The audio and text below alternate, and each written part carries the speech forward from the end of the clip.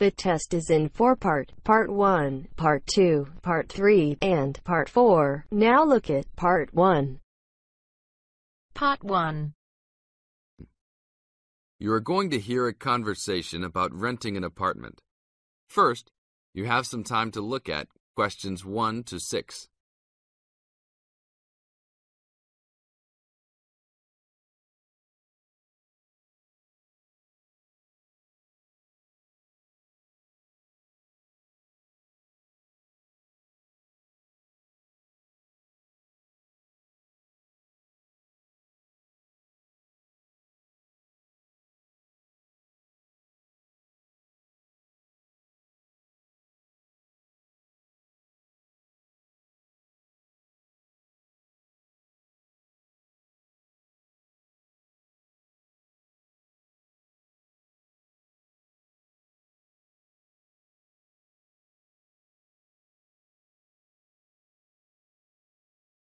Now listen to the tape and answer questions 1 to 6. How can I help you, sir? Hi, I'm interested in renting an apartment in your building. Can you show me around inside? Sure, my pleasure. Do you know what kind of apartment you're looking for? I'm thinking of something for my best friend and I. The apartment doesn't have to be too big, just something comfortable for the two of us. I'm looking for a kitchen, 2 bedrooms and a bathroom, just something simple. Okay, well, let me show you what we have to offer. We divide our apartments into 3 categories. There are standard apartments, upgraded standard apartments, and luxury apartments. Please follow me. This apartment just went up for rent yesterday. The old tenants moved into a larger one.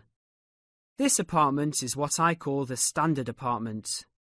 It's small, but has everything you need. The kitchen comes with a refrigerator, an oven, and a stove. There is 1 bathroom with a shower, but no bathtub. The rooms are a good size, and both have their own closets. The living room has enough space for a couch. We will provide a television for you. These apartments are very popular with students because they're affordable and practical. Right now, we are renting these out for only $1,000 a month. I think this is a little bit on the small side. There's no space for a dining table or even for an extra desk. We will both need room to study. If there are guests over, we hope to be able to have a dining table big enough for at least 4 people. Do you have anything slightly larger? Maybe just an apartment with a bigger living room? Well, let's take a look. Right now, we also have an opening for a luxury apartment. This apartment is larger. It has 3 bedrooms, and all 3 are larger than the last one. And there are 2 bathrooms, and all have bathtubs. The kitchen is also larger, and come with an additional dishwasher and freezer. The living space has plenty of space for a dining room. How much is the rent on these apartments? These are more expensive, usually in the $2,500 range. Don't forget that there is an additional bedroom, so you could find another roommate to lower the cost. I think that's a little bit on the expensive side. We don't really have the time to find another roommate, so it's probably better to stick with the 2-bedroom places. Is there anything between these 2? Come with me. I can show you this apartment right now. But there are people living in it. There are no more of these kinds of apartments available at this moment. But if you decide that you like it, I can put you on the waiting list. And as soon as we have openings, you will be contacted. Sure, let's take a look. This is the upgraded standard apartment. As you can see, it's larger than the other 2-bedroom apartment. There are 2 bedrooms and 2 bathrooms, 1 in each room. The living room comes with a television, but no furniture. The kitchen is around the same size as the other smaller apartment. The basic difference is the additional bathroom and larger living room. These rent for around $1,400. Now look at questions 7 to 10.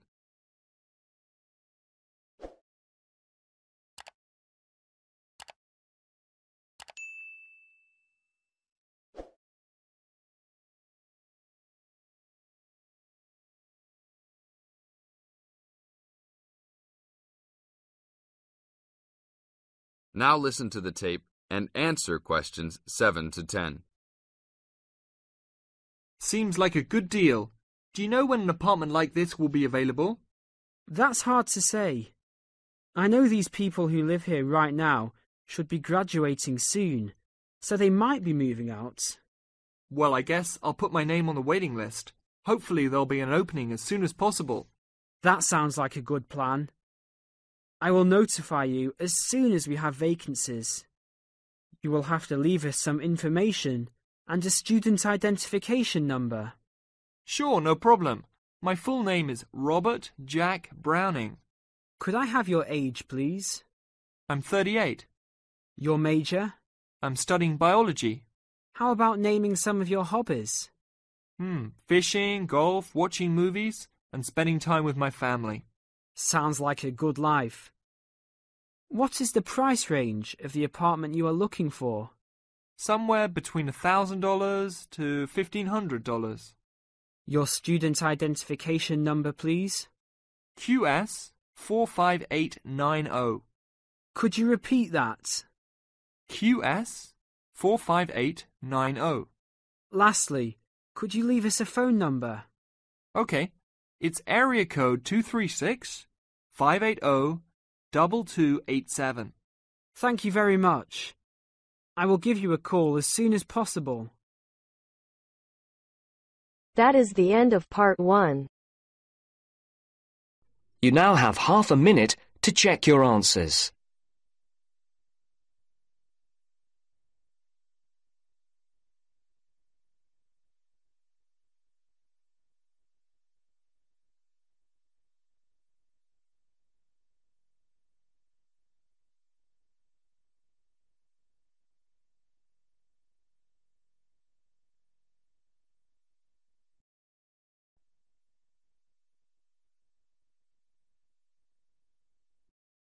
Now turns to part 2. Part 2. You will hear two flatmates, Tom and Richard, talking about their new flatmate who has just moved in the week before. First, you have some time to look at questions 11 to 16.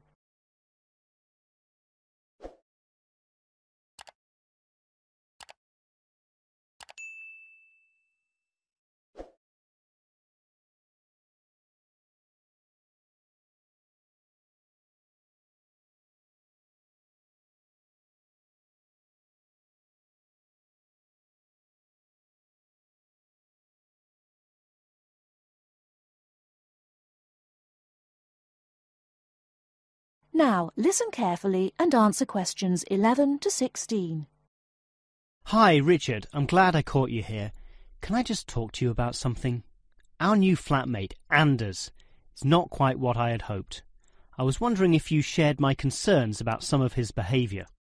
Yes, Tom, I know what you mean, but we can't be entirely negative. He has good points. I mean, at least he's quiet. He doesn't play loud music all night or bother others or turn his TV up, disturbing everyone. Sure, he's quiet, but remember our last flatmate? He'd say hi to you and smile and treat everyone politely. In comparison, this new guy is very impolite. He just grunts in reply and sometimes ignores me altogether. I guess that's just his way. You know, just his character. I don't think he realises he's being impolite, and it shouldn't matter to us too much. We can just ignore him too and quietly live our own lives. But his friends are hard to ignore when they visit. I know what you mean, but how often does that happen? I rarely see them, maybe once or twice a month.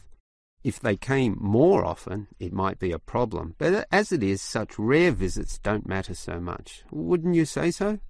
Well, I'm not sure, since it's very obvious when they're here because of all the cigarette smoke in the house. It stinks up the place, and you know we don't allow smoking on the premises. Well, I've never seen them doing this. Maybe they do it outside.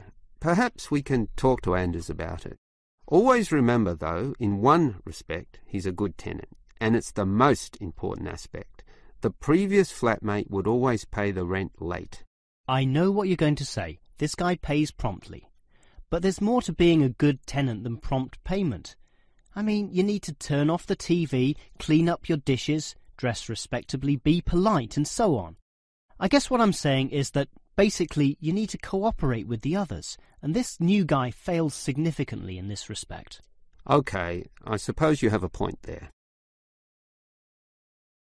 Before you hear the rest of the talk, you have some time to look at questions 17 to 20.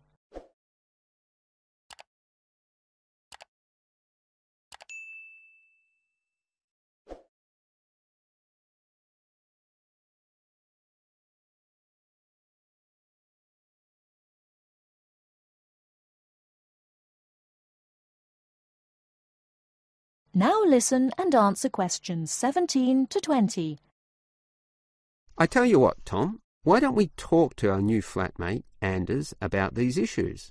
If we throw him out, we'll have to go to all the trouble of finding another flatmate, who might not necessarily be much better. So, let's give the current guy a chance. Here, I've got a piece of paper, so let's make a short list of issues to discuss with him. Get it out into the open. Sure, we'll give him one more chance. So write communication, and let's tell him to... Well, we can't change a person's personality overnight. So why don't we have a weekly tenants meeting and we can just ask him to attend. That way we can get to know him better. I'll write attend meeting and we can take it from there. OK, but we have to tell him about his friends. They can't just do whatever they want. Write a heading friends and then write don't smoke anywhere, inside or outside. Well, instead of being so direct and possibly causing offence, I'll just write follow rules and verbally mention the rules. TV off by 10 p.m, no loud music or bad behaviour, including smoking. OK, do that, but I still think we need to specifically mention that last issue. You know how I can't stand the habit. So I'd like this to be another and separate point. Cigarettes, strictly forbidden. And it's important to include the strictly here. We can't pussyfoot around too much. Sometimes directness is necessary. OK, I'll write that. Forbidden. OK. And what about cleaning duties? Anders is a little too relaxed about that. Dishes are sometimes not washed, dirty teacups are left around the place, and so on. So, write, must do better. Yeah, again, Tom, he might take that personally and it could cause a scene. I'd rather be general. I'll write must be done and I'll tell him that that's for everyone, not just him. OK? OK, as long as he gets the message. That is the end of part 2. You now have half a minute to check your answers.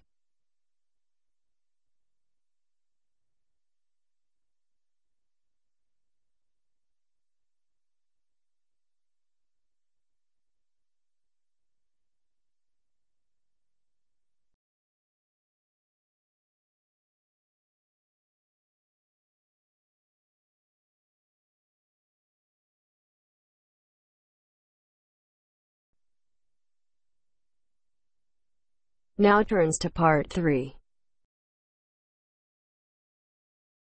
Part 3. You will hear part of a radio program about do-it-yourself house painting. First, you have some time to look at questions 21 to 24.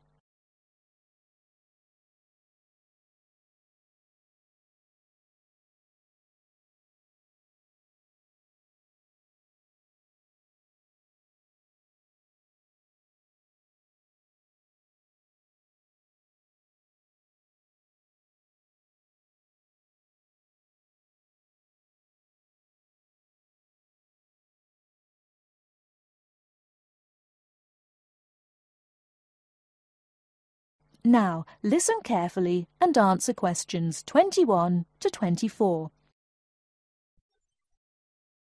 Good morning, everyone, and welcome to our weekly series on home improvements. Today's program is about do-it-yourself house painting. There's never been a better time for people who like to do their own interior house painting. Although people still lead very busy lives, thanks to the availability of various new DIY materials, you can now decorate your home in a more efficient and a more environmentally friendly way. In 2009 alone, approximately 53 million litres of the paint that was sold in the UK were left untouched. That's enough to fill 21 Olympic-sized swimming pools. It's easy to overestimate how much paint you'll need to decorate your room if you use guesswork. And if you know exactly how much paint is needed, you avoid unnecessary waste. There are automatic paint calculators available now. Most of the major paint manufacturers provide them. Look on their websites or just Google paint calculator and see what comes up. Then simply measure the circumference and height of the room in metres, enter this into the calculator along with the type of surface you're painting, and it will tell you how many litres of paint you'll need. But if you do end up with leftover paint, you can donate it to an organisation like Community Repaint. They will take the paint from you and redistribute it to local charities and voluntary organisations, so it goes to a good home. You can find more information about Community Repaint on communityrepaint, all one word, .org.uk.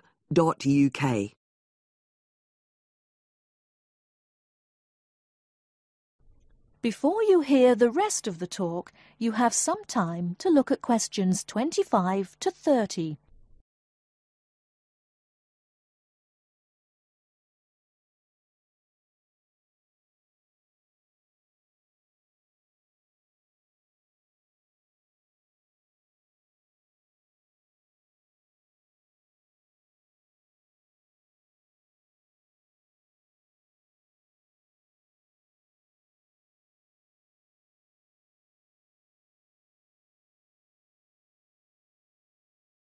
Now listen and answer questions 25 to 30.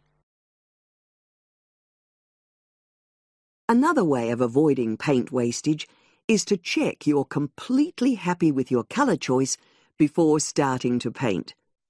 For example, you can get a small sample of the colour you're thinking of using, then paint a board and move it around the room, so you can see how it looks against your furnishings and in different lights.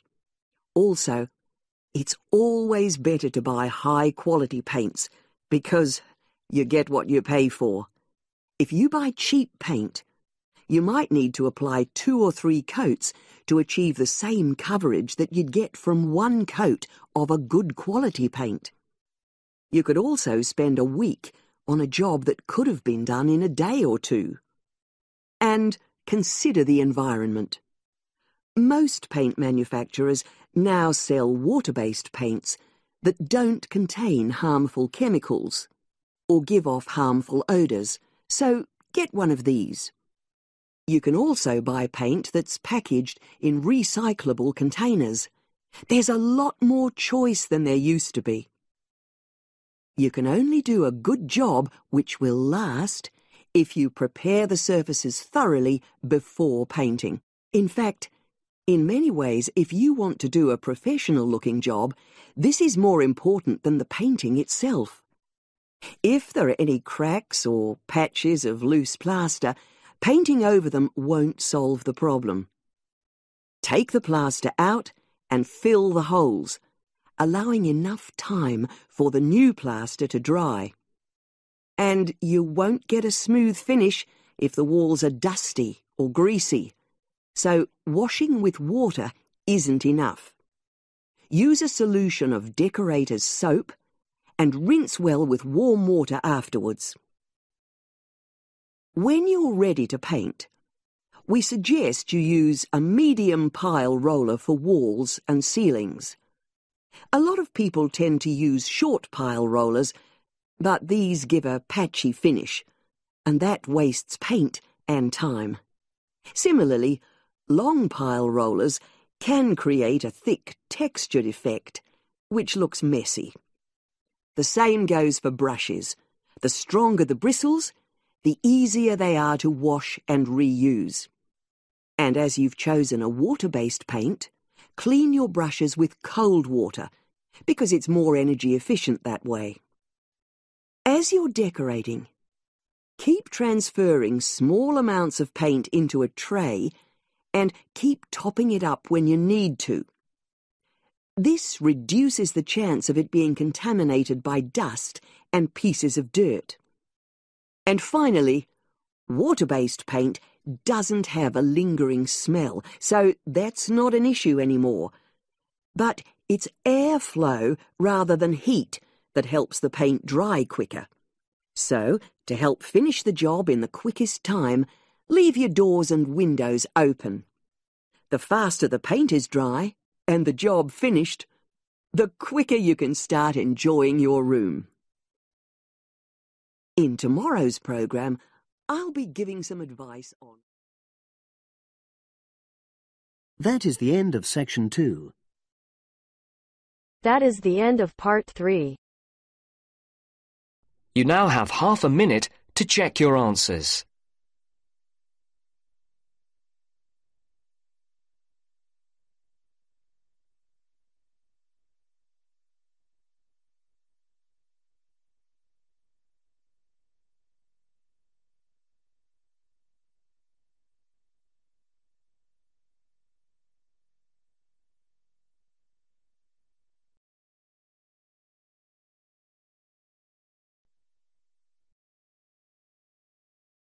Now turns to part 4.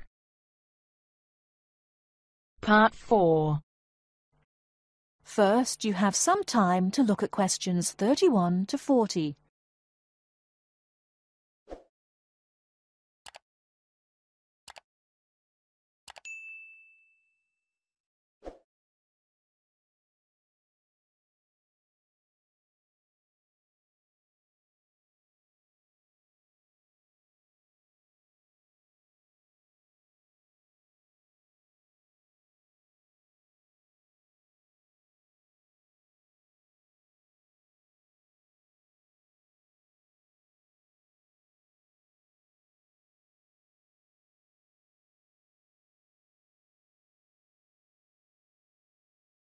Now listen carefully and answer questions 31 to 40. Last week we looked at some of the features of modern houses, and today we're going to turn the clock back and look at traditional house design. I've chosen to start with Samoa, which is part of a group of Polynesian islands in the South Pacific Sea, because the influence of culture and weather on house design is quite clear there.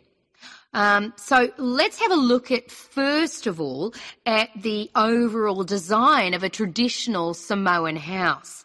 Now, these days, houses in Samoa have become more modern and are usually rectangular. But traditional designs were round, or sometimes they were oval in shape. Here's a picture. This traditional style is still used, often for guest houses or meeting houses, and most Samoan villages have at least one of these buildings.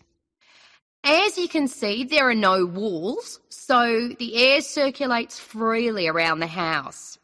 Samoa is a place that experiences high temperatures, but the open design of the house also reflects the openness of Samoan society. If the occupants want shelter, there are several blinds made of coconut leaves that can be lowered during rainy or windy weather. Or indeed, the blinds can also be pulled down if people want some privacy. The foundations of the house, that's the part beneath the floor, are raised slightly. In the past, the height was linked to the importance of the occupants, which we'll talk about another time. However, the floor of the house was usually covered with river stones. Today, we have a range of methods for balancing the temperature inside a building, but the stones on the floor of a Samoan home are ideal for cooling the building on hot days. Now, let's have a close look at the roof. This, as you can see in the picture, is dome-shaped and traditionally thatched or covered with leaves from the sugarcane. That's an established crop in Samoa. This was a job for the women, and it involved twisting the leaves and then fastening them with a thin strip of coconut leaf before fixing them to the roof in several layers. Now, the shape of the roof is important. You can see that the sides are quite steep, and that's done so that the rain falls straight to the ground without moisture going through the leaves and causing leaks or dampness inside the house. Then you'll notice how high the top of the roof is. This is a way of allowing heat to rise on sunny days and go through the thatching, thereby cooling the house. So, how does the house stay upright? Well, there are a number of evenly spaced posts inside. They encircle the interior of the building and go up to the roof and support the beams there. They're also buried, usually about 1.5 meters in the ground to keep them firm. These posts are produced using local timber from the surrounding forests. They're cut by men from the family or village, and the number varies depending on the size and importance of the house. Now, these posts were a very significant part of Samoan culture and did much more than hold up the roof. When there were meetings, people sat with their back to certain posts, depending on their status in society. So there were posts for chiefs, according to their status, and posts for speakers, and so on. And ordinary people sat around the side on mats.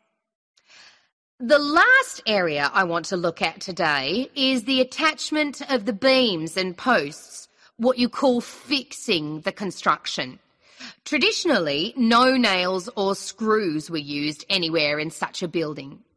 Instead, coconut fibres were braided into rope to fix the beams and posts together. The old people of the village usually made and plaited the rope. This was a lengthy process. An ordinary house used about 40,000 feet of this rope, and as you can see in this picture, the rope was pulled very tightly and wound round the beams and posts in a complex pattern. And in fact, the process of tying it to the beams so that it was tight and strong enough to keep them together is one of the great architectural achievements of Polynesia. That is the end of part 4. You now have half a minute to check your answers.